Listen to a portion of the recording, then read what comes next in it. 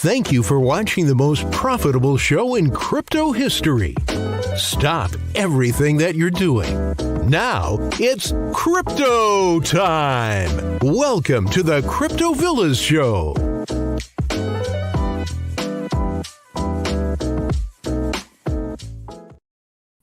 Hello guys, welcome to Crypto Villa channel. I'm Crypto Villa speaking direct from Brazil in order to make you guys know the news in crypto. Well, first of all, I'd like to ask you guys to subscribe to my channel if you didn't yet. Okay, subscribe bell button all. That's the only way you get notified earlier from other people and you can take advantage of this. Also follow me on Twitter. And I just opened another channel in Portuguese, so if you speak Portuguese and you prefer watch my video in Portuguese, just go there and subscribe also, okay?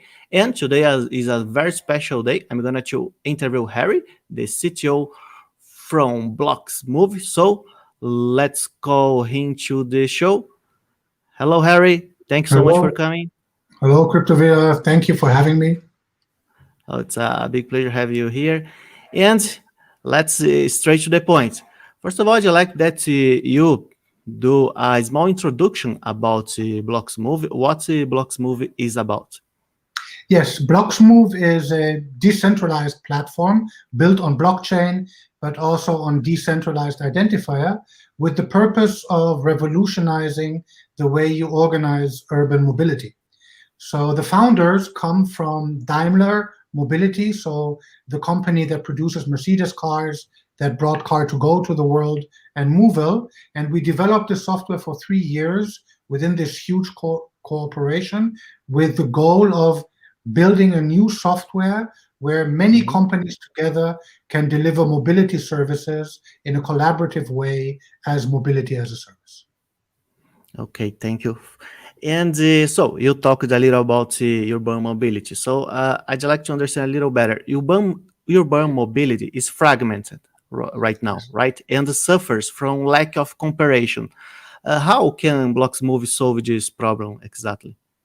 Well, let me tell you how blockchain or decentralized technology can solve the problem. If you have many small companies and they all deliver a part of the big product.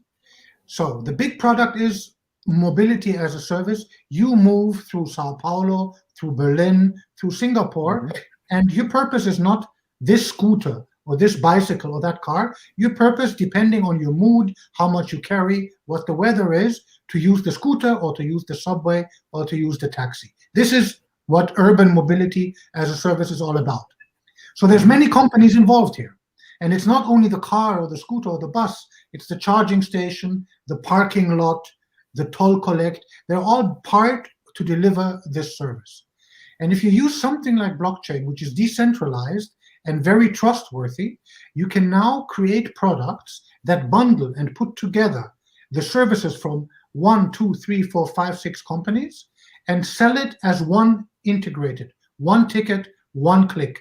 Very simple, very easy, very convenient, and very efficient then in calculating who gets how much money. The customer paid 10 real to his operator, and then the customer uses services from another company and another company. Then you calculate, okay, now there has to be 2 real here, 2 real here, and because this is blockchain and it does this very well, you can completely automate this. So you can make a very efficient way of creating a new way of mobility as a service in urban space, which means cities. Okay, and we are going to have just one register, right? We don't need to do a lot of subscriptions, a lot of different registers, just one, right? This is the beauty of decentralized identifiers. So it's a very new technology. It's even newer than blockchain, actually. If any of the audience wants to study up on it, just check DID and identities. It is a standard which is being created by the same organization that has standardized HTTP, HTTPS, and HTML. It's the World Wide Web Consortium.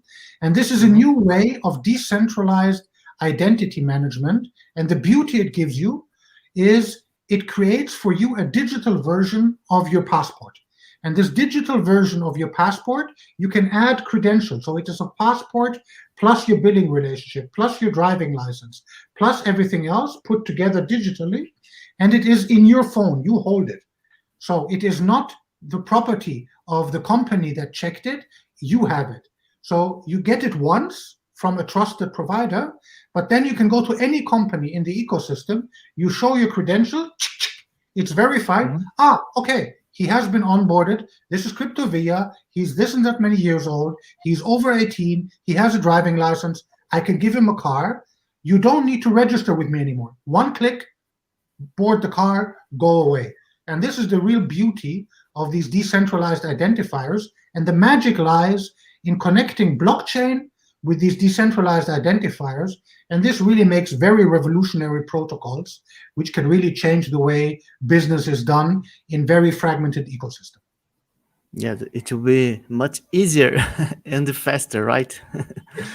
Well, I don't know exactly if you guys have any competitor, but I'd like to know if you think you have, and if so, what are the main differences between other mobility services or other competitors? It's a hard question because I don't know any other competitors. Yes, I don't think there is direct competition because we are pretty much far ahead in terms of the way we are approaching it with this completely decentralized way, specifically based on end-to-end managing all of the transaction, from the signature to the booking and the invoicing and the revenue distribution. I actually don't know anybody who does this. The competition, if you want to compare competition, would be, or the different model is, the opposite of decentralized platform. What's the opposite of decentralized platform? Centralized platform. Think Uber, think Amazon, think Gojek. And what is the major difference here? And what is the similar? The similar is, it is very convenient for the customer. Because if you go to this one Uber and they have basically swallowed a lot of other operators, you can get Uber, Uber Eats, Bicycle, Scooter, because they just go to these companies and say, we have 100 million customers, you join our network. So for the customer, very convenient, one stop, quite efficient. But think about it now from the point of view of the companies really delivering the service. The driver, the scooter company, they don't have the customer relationship anymore. It lies with the centralized platform. So the result of this is a lot of their revenue, Uber 20%, 25%, the central platform takes, and the operator has no choice. So this is, of course, very profitable for the one company, but it is not very good for all the other companies. So the competition, it is almost a philosophical competition.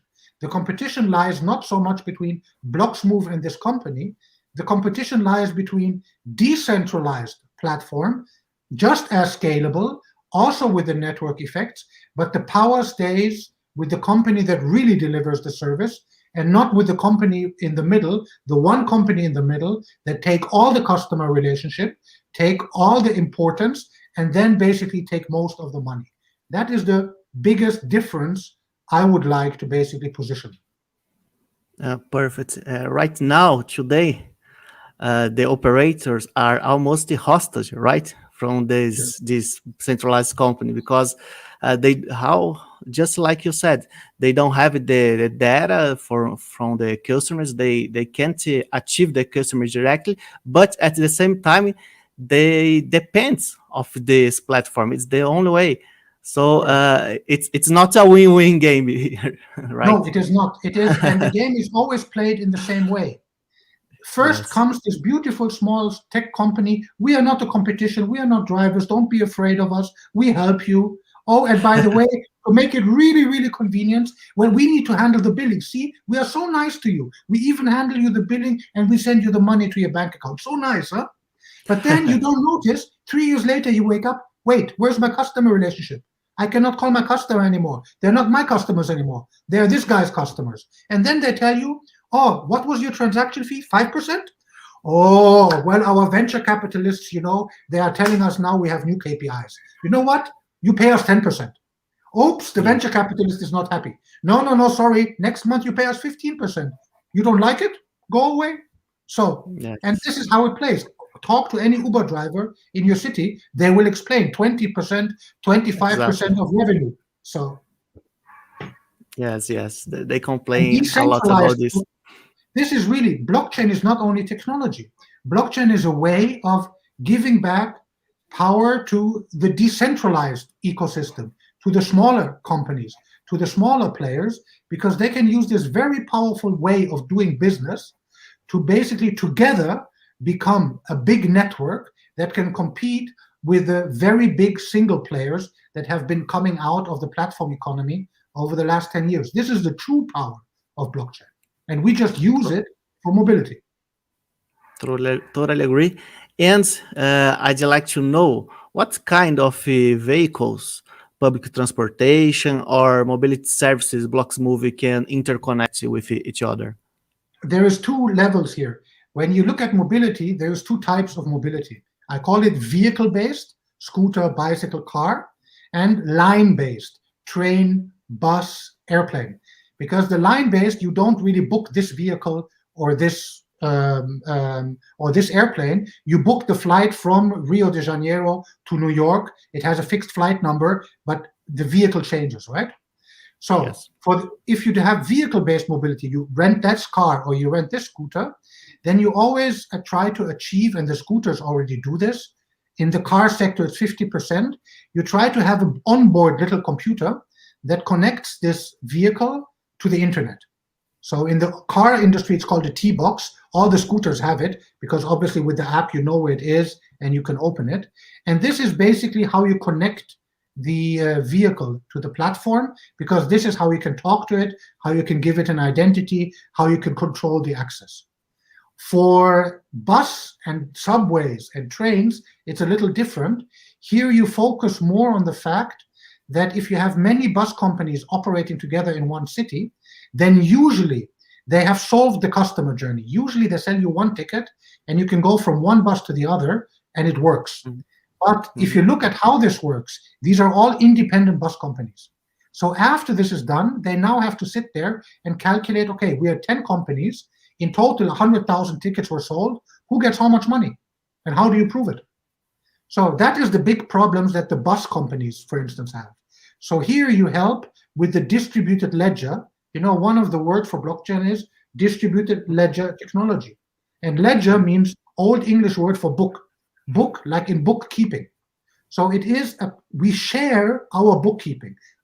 I keep book, you keep book, together in a blockchain network, in a distributed ledger network. We have the same numbers and we can trust this. And by bringing this into a network of public transport, you can make the calculation and the operations very, very, very efficient. Okay, and before I go to the next question, I'd like to say to my audience here, you guys can drop your questions anytime here, okay, on the live chat, and I'm gonna to ask Harry by the end of the stream, okay? So keeping going the interview here, I'd like to know if you guys have any strategic partner that you can disclose. I don't know.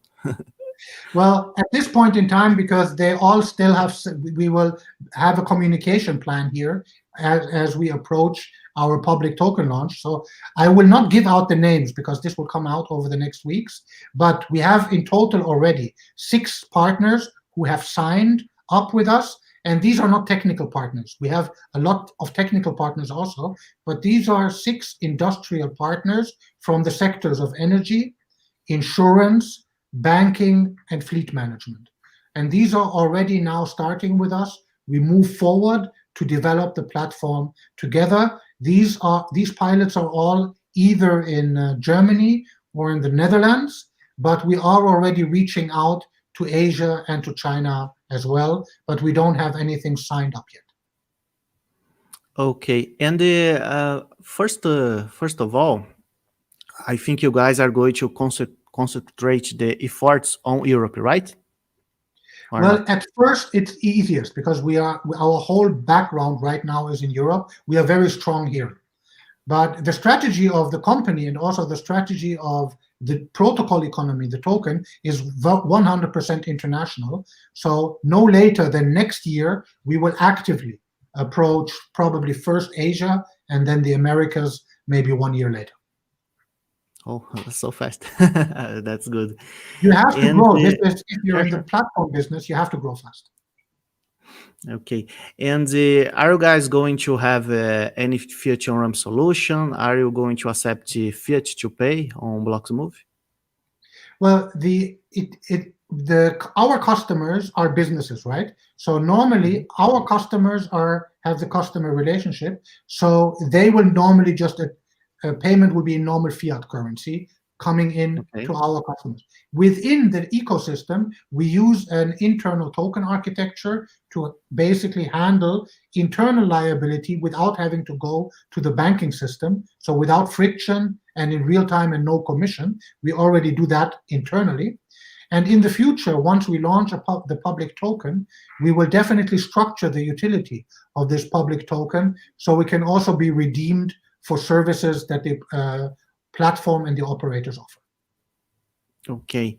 And I read on the pitch deck, I guess, something about the Green Deal. I'd like to know more about what is this? What is the BloXmove Green Deal?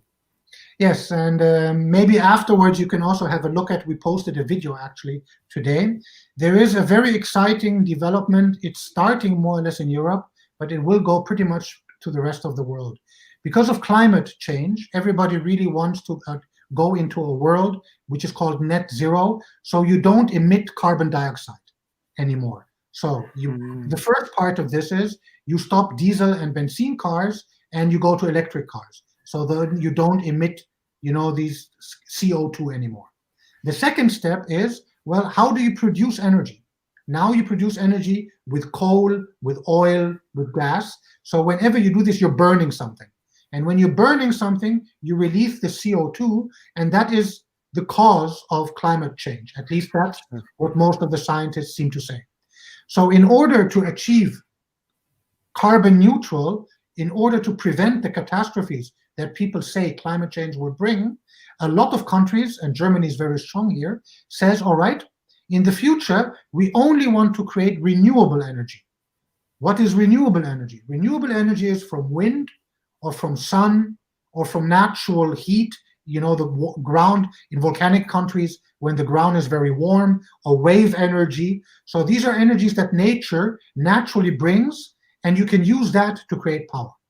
And Germany, in some areas of Germany, and one of our partners runs the energy network in this area of Germany on the east side, there is already 55% renewable energy as part of the network.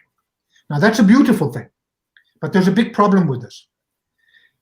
When you have a power plant with coal, well, you need more energy, you turn it up. You need less energy, you turn it down. The coal that you don't burn today, you can burn tomorrow, nothing's lost.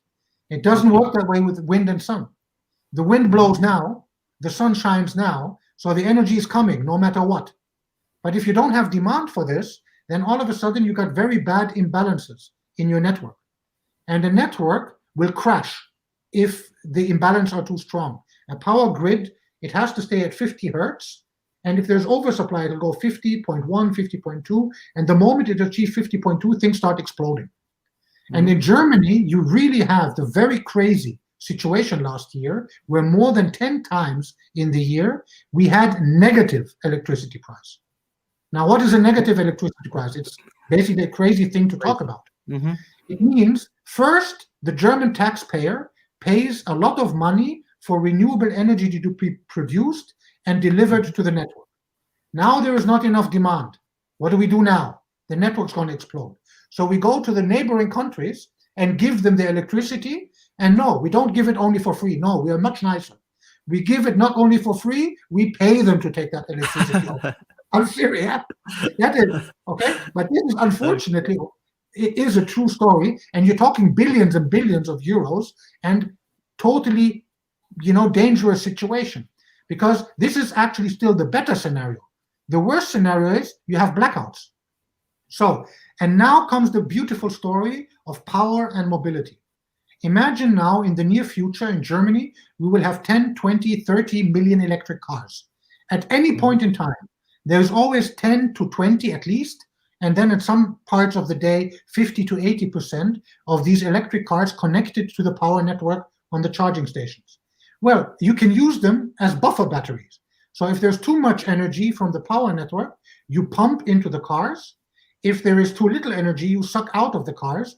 So it becomes a living, breathing power meets mobility. So they become one part of one network that achieves carbon-free mobility, but also achieves carbon-free power network.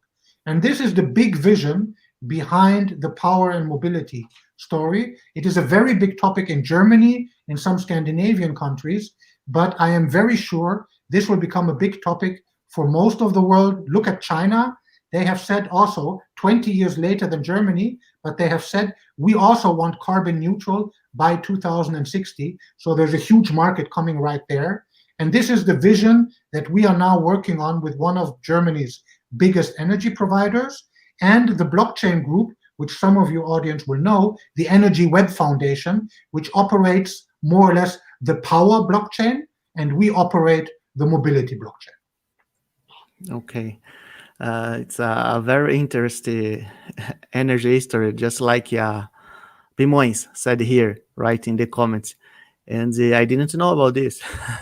Yes, it's not known to many people. It's also right now, this is still starting in Europe, but think about how people, the young people especially, how they are changing now with thinking about what climate is about, how we have to protect the environment.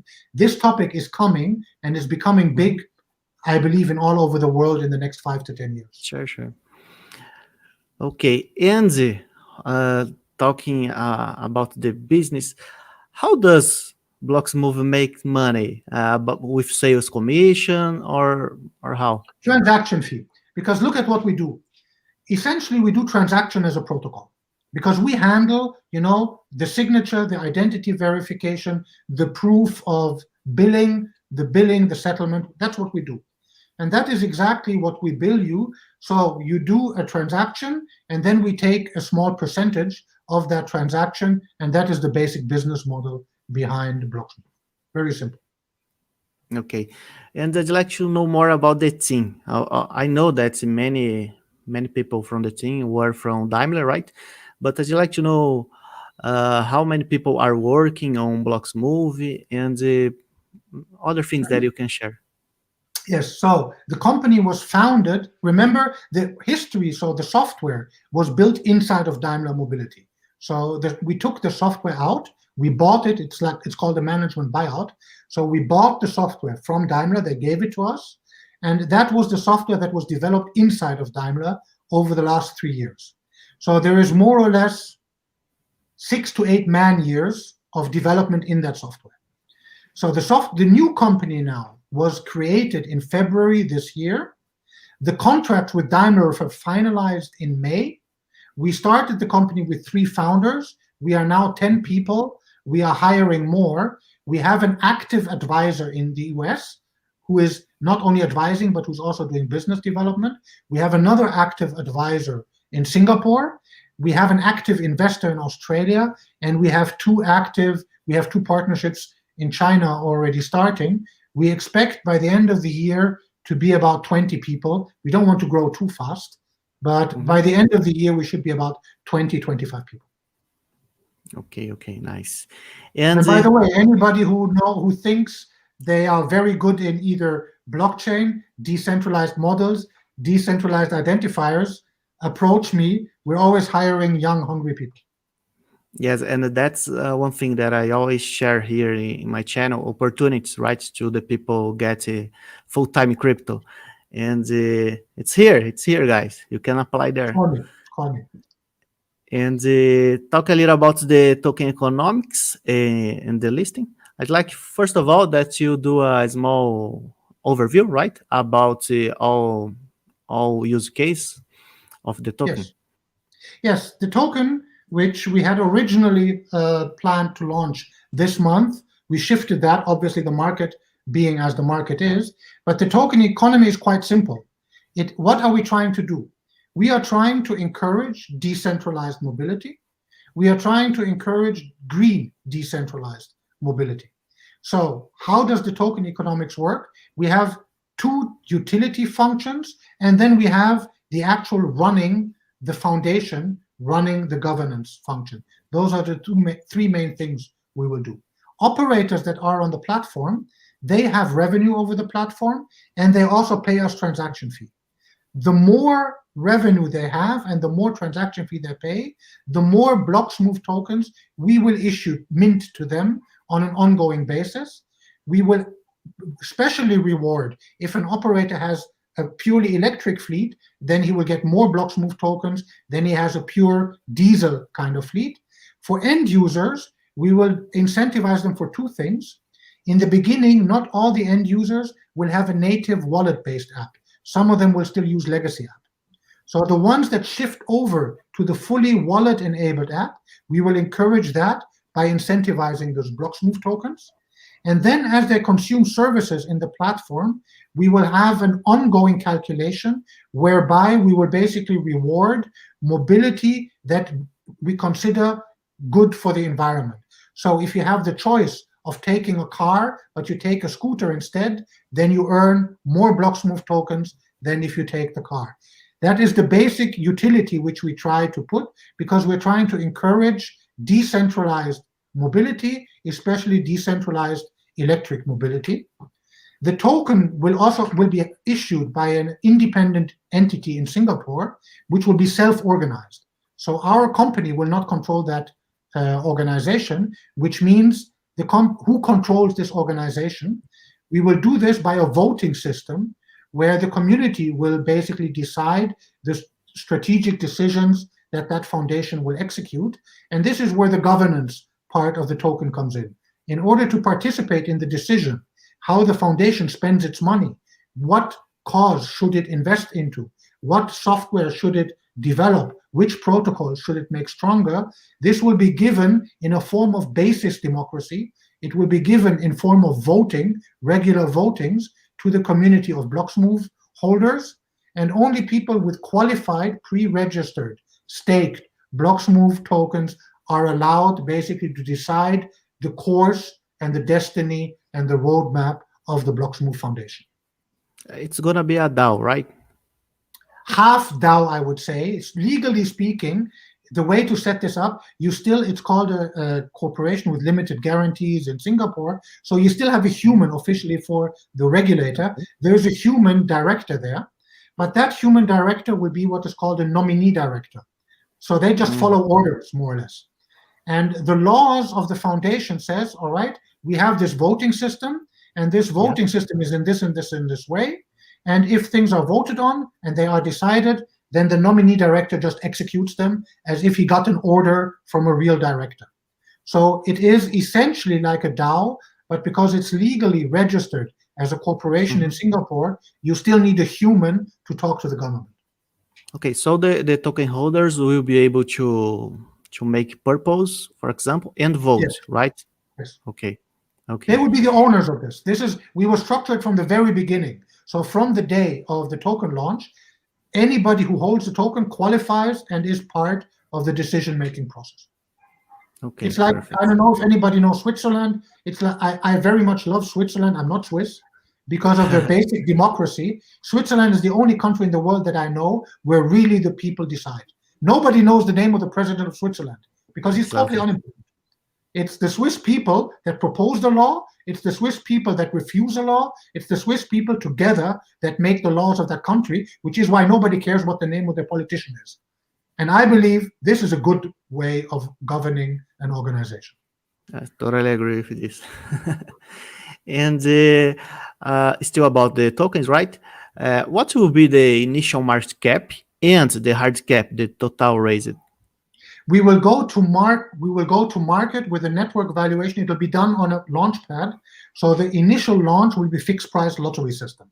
So the issuing price will be $0.80 on 50 million units of token. So the initial network valuation is at $40 million, of which we will release 800,000 tokens at launch price, and then a little bit later, possibly 200,000 more for a centralized exchange. Okay. And the tokens of the team, the BloXmove team, are they locked up? And if so, for how long? Well, it depends a little bit. Like for the pre-sale period, the very, very early investors, they have a fairly strong lockup because they obviously come in early and we expect them to stay. Then you have various waves. Then you have the various influencers that help us. They have a very short lockup period. But of course, then when the public launch happens, there's no lockup period. You buy the token, you sell the token. Basically, there will be a DEX accompanying this. So Uniswap, probably, maybe Balancer. We're still looking at the two protocols. Balancer is a nice protocol, but unfortunately not yet a lot of market depth. But anyway, the token will be traded on a DEX at first. Okay, and I'd like to know a little more about the IDO, where it will be held, and when. Yes. Well, I'm not sure whether you know Master Ventures. It's an organization around Kai Chassé. He's a real famous person in the area of blockchain. He operates the PAID, P-A-I-D, Ignition Network, and we will go live on their network. The final date is being discussed right now. Currently, based on the market sentiment, I would expect end of August to be a realistic date for the market launch with the PAID Ignition Network of Master Ventures. Okay, but there is no date yet. Right now, no, because right now, the market being as such, anybody who gives a date now, it is not a wise, we will wait a little bit until we understand where the sentiment goes, because right now it's very, very volatile. Give us 2-3 weeks so we get a little bit more of an understanding where this sentiment is going, because it has a big influence when you want to launch a token. Sure, of course. And how about the SEX listing, centralized exchange listing? Is there some negotiation already going on? I'm not sure if you can share something. We have, well, there's basically the obvious candidates. I mean, the logic is very simple. You, of course, want to end up on something like Kraken, Huobi, or Binance. As a first launch, that is not the realistic way to go. So you look at, okay, what are the second tier exchanges that are attractive? We're talking to two here, we're talking to KuCoin, we're talking to Gate.io. They each have their advantages, they each have their disadvantages. No decision has been made, but we will definitely be on a centralized exchange within a very short time after the launch, possibly even at the same time as the launch, so do an IEO in parallel. Okay. And talking a little about some KPIs, I'd like to know if you guys have any KPIs that you can share with us. I don't know, number of users, sales, partnership, environment solutions, like you said. Yes, so I'll explain the KPIs. So we have KPIs, but when you build up an ecosystem, what are you trying to achieve? So the result, of course, should be the size of the business. But how do you measure your success in getting there? Well, think about the very first network from which all the network effect comes, the telephone network. So imagine you have all the lines are already laid, and you get the exclusive rights for a village near Sao Paulo. Maybe this village has 10,000 inhabitants. You get exclusive. So you know that once you sold your telephones, you'll be rich, and everybody will be happy. But now you go in there, and you say, all right, how do I sell my first phone? It's very hard to sell the first phone, because the first phone is very meaningless for the person that buys it, and even the second phone. So why am I giving you this example? If you want to measure the success of a network-based protocol, you need to measure yourself towards critical mass. So critical mass in an ecosystem, you have one when you have achieved 50, 60, 70%. You are a very, very, very serious contendant when you're 20 to 25 to 30%, because at that point in time, there's only 2 or 3 companies left. If this whole thing is beginning, the moment you achieve 5%, you're already in the race. So how do I get to between 2 and 5%? So on the user side, you're talking millions and tens of millions, but our business strategy, and this now I'm coming to the answer to your question, is on the supply side of mobility.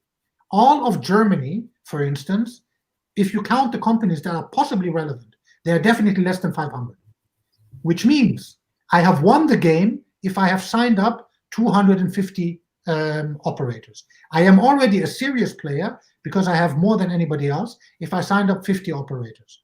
So the KPI that we give ourselves is, per market, how many partners do we have in the network that have committed to grow their business with us. This is the key KPI. And for Germany and the surrounding countries, we have 6 partners signed up today. And before the end of the year, we will be at least 10 partners only in this region of the world, where in comparison, nobody else has even started the game yet. And this is how we will continue to measure ourselves. So as you watch us develop, watch us how many partners are on there. If you see our numbers go slow, then you know these guys have a problem.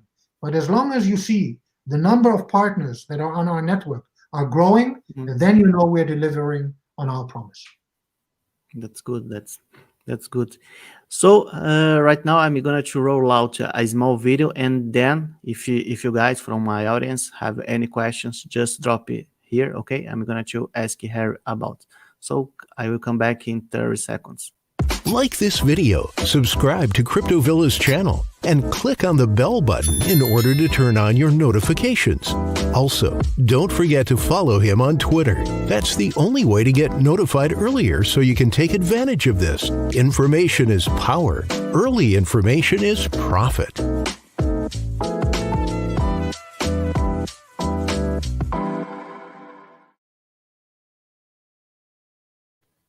So, first of all, a comment from Moise, another comment about the energy story, right? The big thing we miss is energy storage for green energy. Your story is amazing. It's creating a flexible energy concept, give and take. And it's exactly this, right? Yes, and actually one thing there is, maybe interesting for you, there is a real product in the spot market in Germany. It's actually called flexibility. And flexibility is essentially what you buy is the option to put energy or pull energy. You're not buying the energy.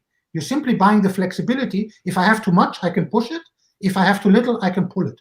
And this is exactly, this flexibility is what the electric vehicles of the future with vehicle-to-grid, V2G technology will deliver. So yes, it's a very technically beautiful, but also from the vision and the purpose, very, very important thing to do. Sure. And CMG asks here, hello everyone, I'm late today. What country it will start? I think Germany, right?